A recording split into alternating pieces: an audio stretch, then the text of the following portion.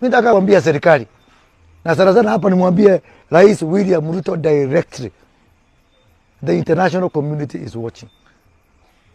How we conduct these elections is of interest to the international community.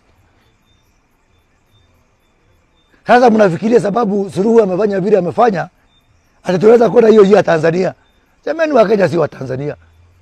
Wakenya si wa Tanzania. Msijaribu hapa. It will not be usual. It will not be business as usual in Kenya if you try those monkey games in Kenya.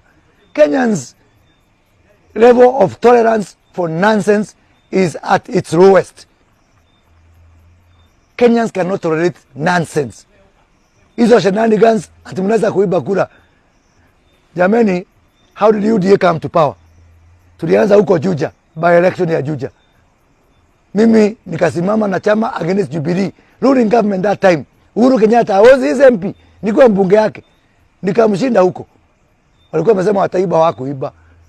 Tulikatoka hapa tukaenda Kiambaa. Nika withdraw kadi wangu, nika support wa UDA ndio tushinde.